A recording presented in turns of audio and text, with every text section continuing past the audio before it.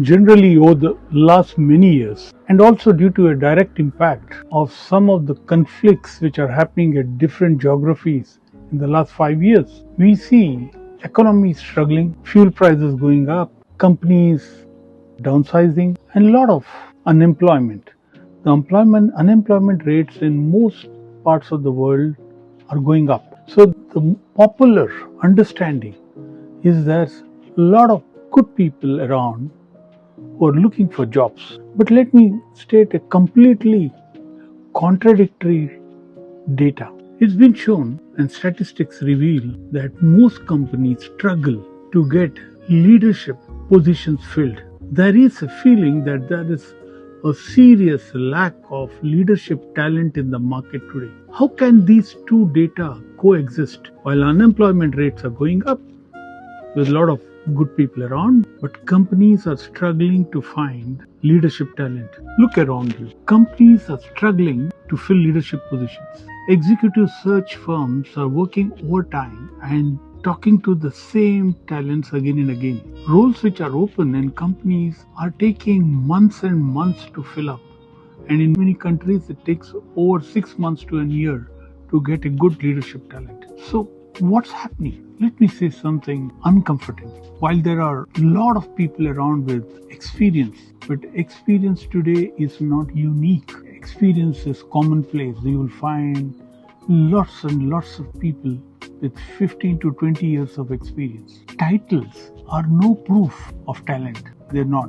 And I will talk about it a little later. And lastly, time spent in a job is not equal to leadership. Everybody realizes that. Let's look at each of them. Titles, for example.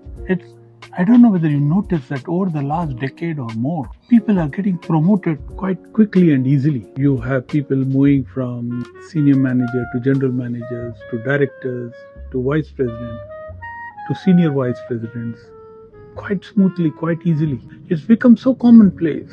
There are some companies where there's a whole lot of vice presidents, especially in the banking industry, which doesn't mean anything. It doesn't signify anything when you look at that title. Because if you look closely, most of them have never handled a real crisis or real accountability or real business for a longer period of time. So today we have ended up with a lot of people with senior leadership titles, but not enough leadership bandwidths, not enough depth of leadership. They haven't faced enough fires. And here's the other thing about people with experience. You will see that many people out of them have focused on stable, comfortable roles. Okay, so they're happy with that. They haven't stepped out of their comfort zone. They haven't taken experimental, risky decisions. They haven't stepped out. And there's nothing wrong with that, but senior roles are not comfortable. They have to face ambiguity, changing business scenarios for tomorrow. And I keep saying, the impact of technological changes like the AI, they should be people who have faced failures. I remember once in one of the companies where I was working earlier, and when I'd applied and I was discussing with them during the interview, the managing director of that company asked me one question. He asked me, talk to me about your top 2 failures. And I was fascinated by that question. Your successes don't teach you too much, but your failures and your learning from failures teach you a lot.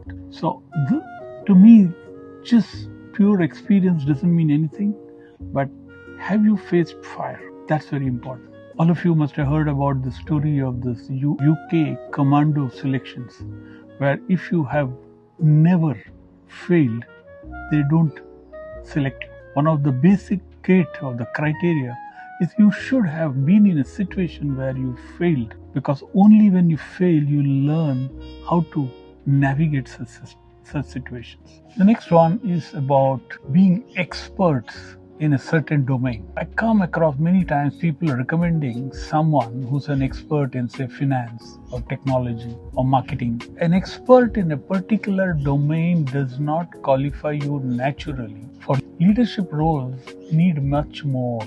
You need to be having the ability to connect the dots. You need to have the ability to look at data and convert it into intelligence. You need to be able to have influencing skills with people who don't report to you. But there, cooperation is very important. You need to be able to do trade-offs and know which are the wise ones. And sadly, that muscle is missing in many. The other issue which I see today is there is a lot of platforms that offer you visibility. It's easy today. If you speak well, if you are present on social media, especially on platforms like LinkedIn, where if you post regularly, then people get the perception that you are leadership material. But the reality is this: it's not about how well you speak when things are going well, but it's about how well you decide when things are falling apart around you. What are the choices you make? How quickly you make? And sadly, many haven't been tested in this space at all. Finally, I come from an era where leaders were developed by companies. Were not only leadership development programs, and which were not 2-day, 3-day affairs. The one which I attended long back was 2 weeks, and then followed up by a lot of real life situations where we had to participate. There's long apprentice period, working under tough bosses. So that's a whole planned leadership development program. In today's world, nobody has the time.